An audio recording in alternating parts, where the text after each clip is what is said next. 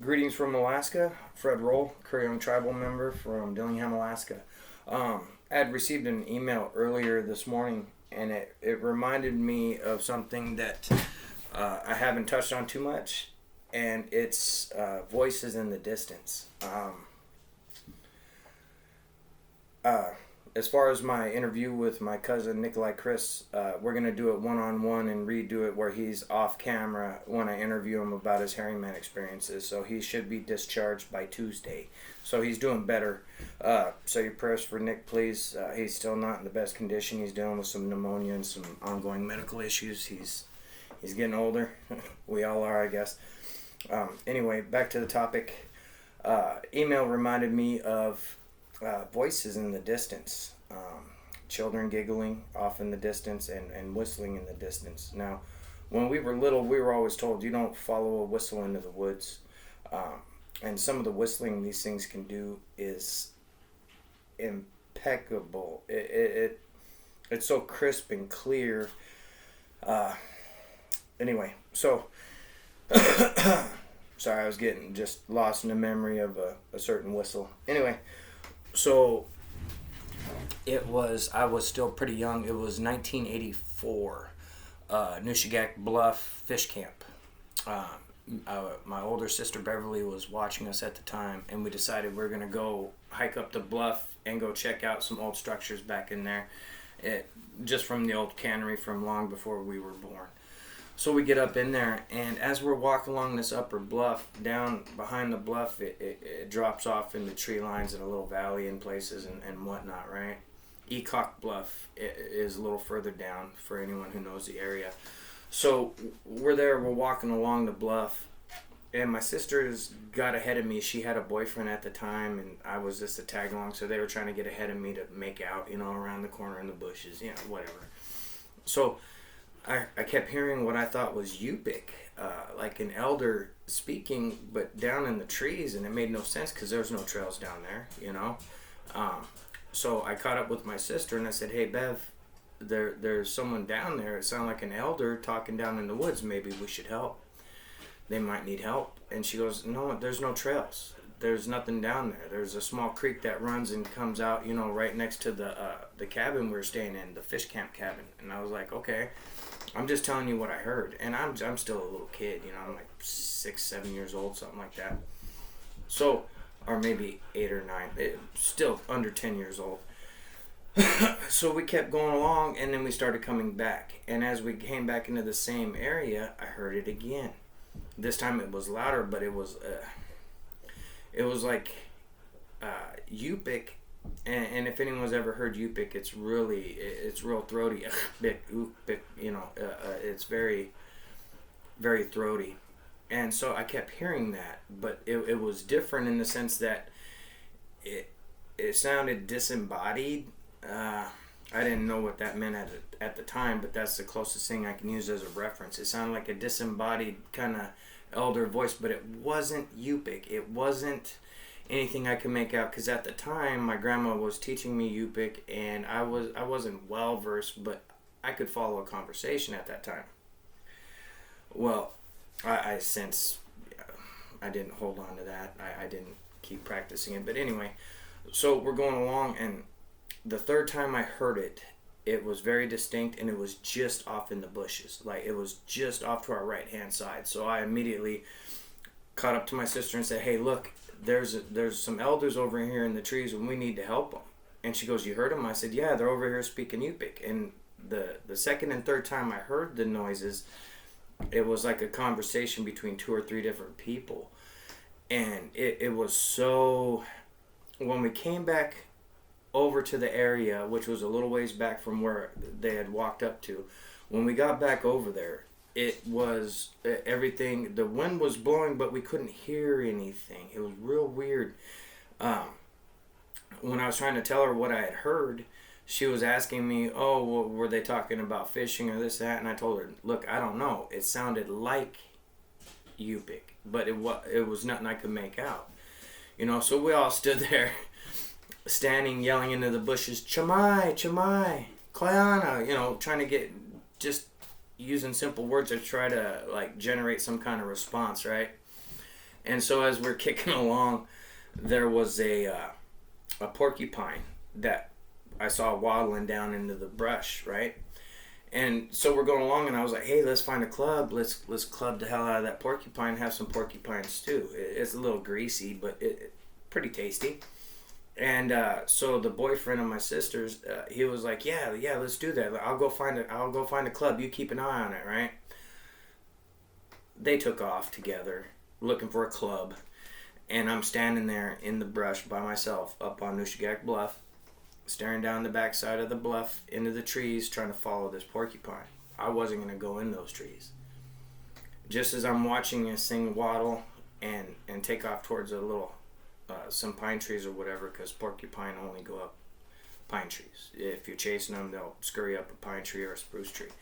So I'm watching it, and I'm trying to gauge, direction it's going. I'm a trapper. I'm a hunter. I'm a little assassin when it came to small critters, rabbits, and forget about it, because it was subsistence. We'd eat it. It wasn't just the thrill of the kill. It was the pride of I hunted and I provided for an elder or a family, just that type of thing. So as I'm watching this thing and it just ducks out of my view, I hear a whistle, and the whistle I heard almost sounded like a meadowlark but larger, and it sounded like it was right next to my head. Now, the feeling that came through me, immediately it reminded me of the hairy man throwing rocks at our boat the year before. There was a tone to it. It's hard to explain. It was like multiple octaves that this whistle was. It was very unnerving, and something in me recognized it wasn't safe there. So I gave up my watch and I got the hell out of Dodge. I ran down the trail. I couldn't see them anywhere. When I got back, they were locked in the bedroom doing whatever teenagers do. So I just went out on the beach and continued playing, and nothing really came of that. But it's just an example of strange things and voices in the wind.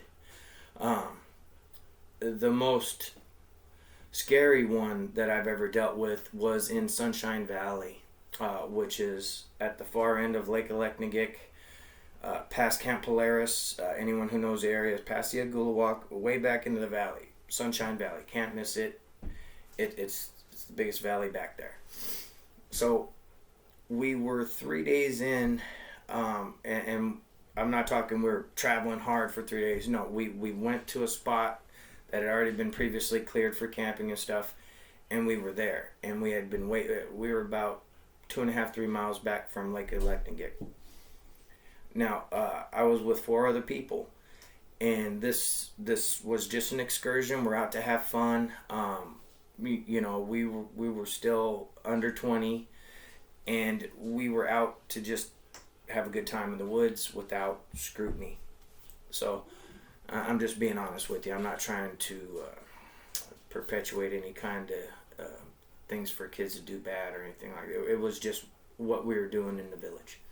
So we're a couple days in on this thing, and every night, just as it was getting dark, on the far side of where we were at, on the farther side away from us, which would be northwest of where we were, I kept hearing a strange conversation happen periodically, and it was just like voices in the wind. It was very subtle but noticeable.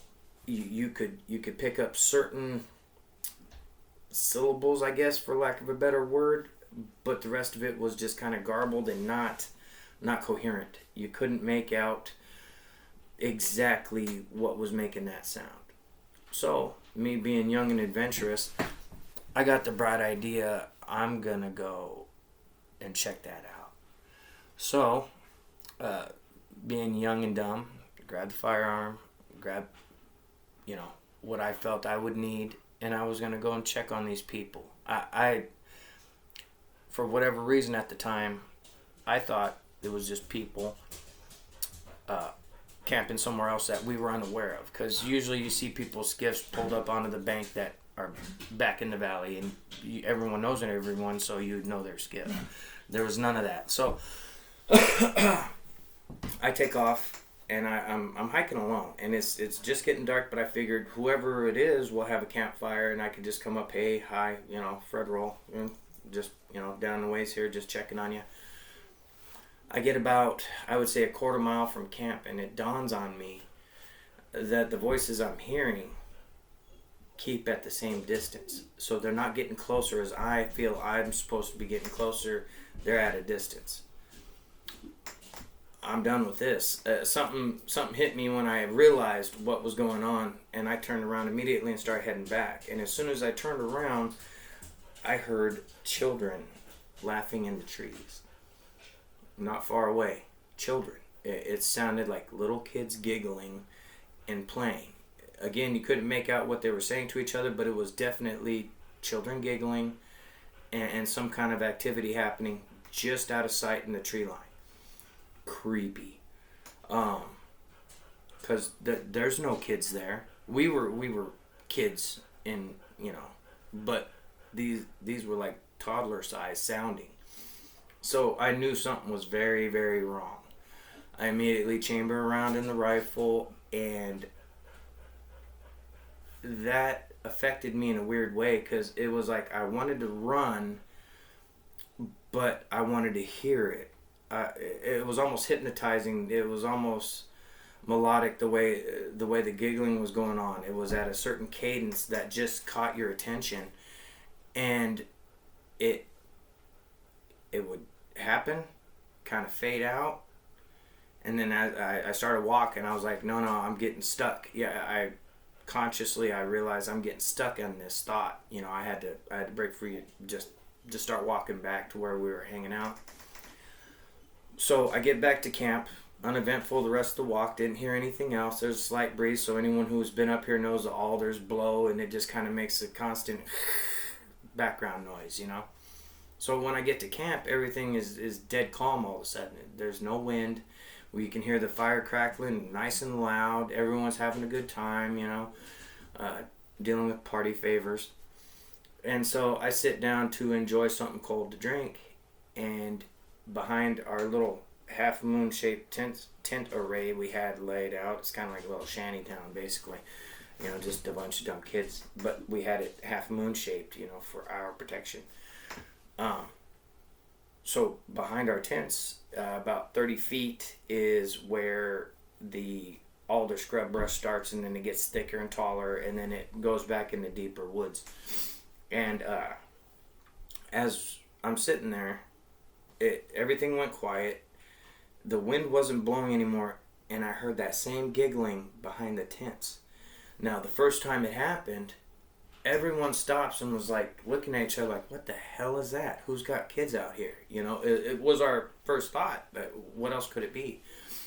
Someone brought their kids and they're playing around in the woods.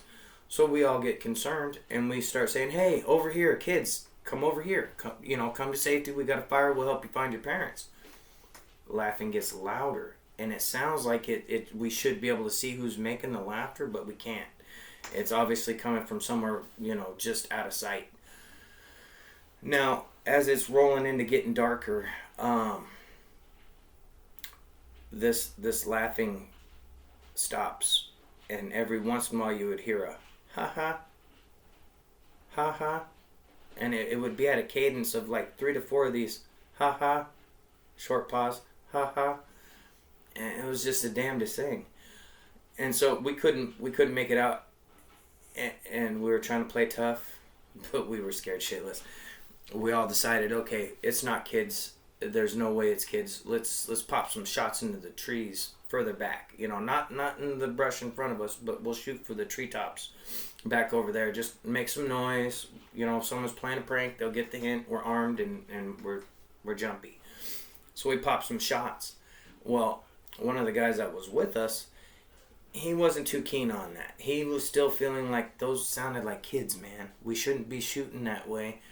And we chalked it up to, hey, calm down. We're just going to pop shots over their heads.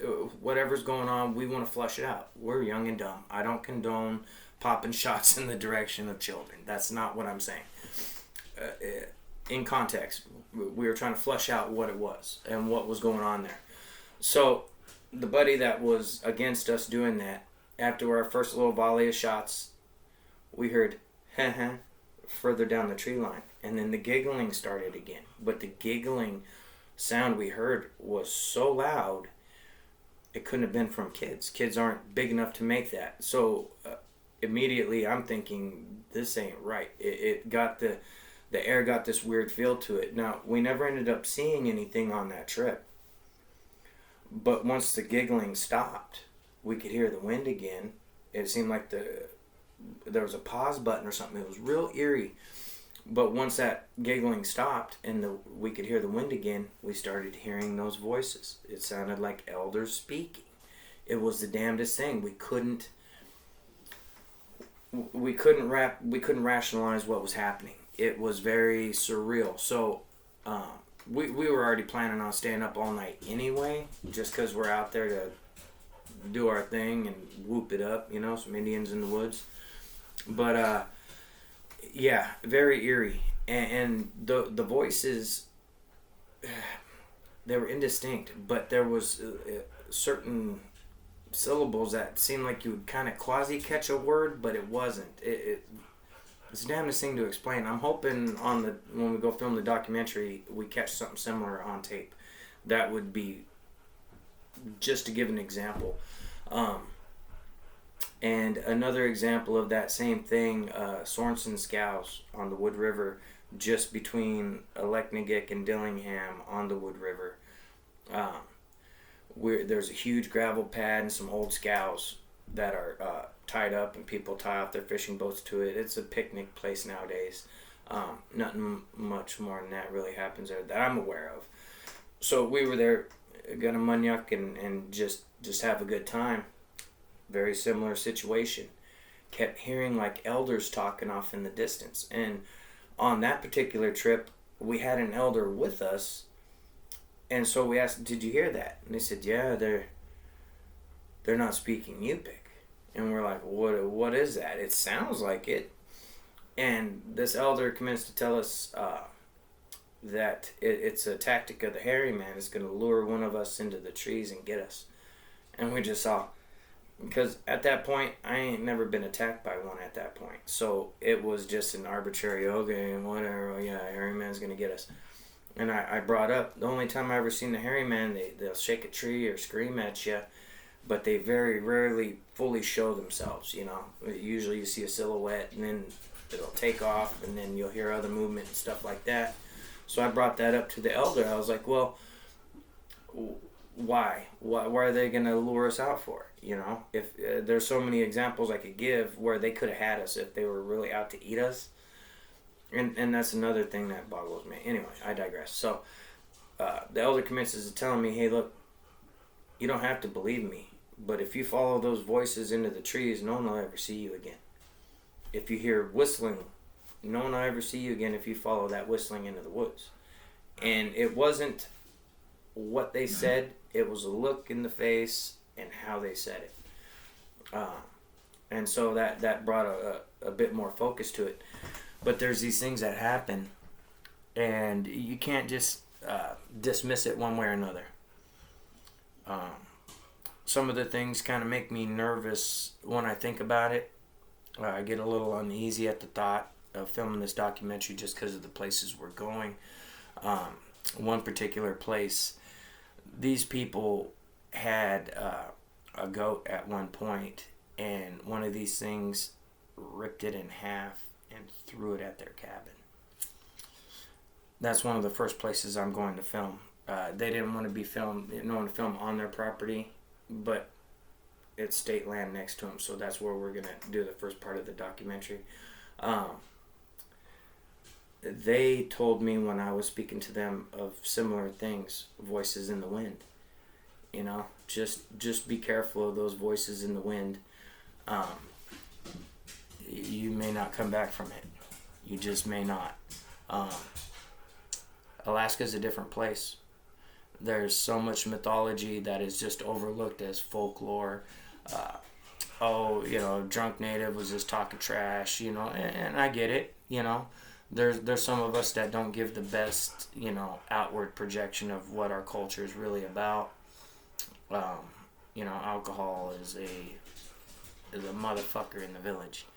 It's and the drugs that are getting involved in some of those places is just as heinous. But it's part of the culture. And like I spoke to the other day, you could be out on a fishing trip with some relatives, come back, had a hairy man scream at you, but you don't talk about it once you get home. It's real weird. You would think it would be, hey, let's have a elders council meeting and discuss why in the hell the hairy man keeps yelling, screaming at us when we're up by Hummock Mountain or, wherever it may be. But we don't. It goes unspoken. Nikolai Chris, when I do his interview, I'm going to touch on that. We grew up knee high, and we never spoke about the hairy man until just less than a handful of days ago. I don't understand. I'm trying to understand why we do that as a culture. Why is it we can have these scary, life-threatening situations happen, but yet it's a reset when we get back to the village? It boggles me. Anyway, I'll get into that during the documentary and all that. Anyone who's from Alaska, been to Alaska, had an experience, feel free to share. Alaskan Hairy Man Project at gmail.com or nocomp907 at gmail.com. Be happy to hear from you, even if it's a mundane, saw something creepy, whatever. I got a map that will be, I'm trying to figure out the best place to put it. Anyone with suggestions on where to have a map for everyone to check, please leave a suggestion in the comments where a good place for that would be. Or I'll just start putting it up at the beginning of every video right after the thumbnail or something, just to give an updated little pinpoint markers of the sightings that we're accumulating and the ones that I'm aware of, just to kind of give an overview of Alaska and where a lot of these places are transpiring, just so anyone curious can look into the area. And if anyone wants to know about the areas I'm speaking about, look up Wood Tick Chick State Park on Google. It'll bring up pictures of the area around there, and you'll see what I'm talking about. Beyond beautiful, beyond vast, pristine wilderness, remote. So, thanks again for listening. I'm hoping to have the one-on-one conversation coming real soon, because it's important to me to just not be me talking, but have other First Nations share their experience, share every aspect of it, good, bad, or indifferent. I'm biased myself because I've been attacked, but that's just what it is, what it seems to be up here. I haven't heard of anything different. So thanks for joining us, and until the next time.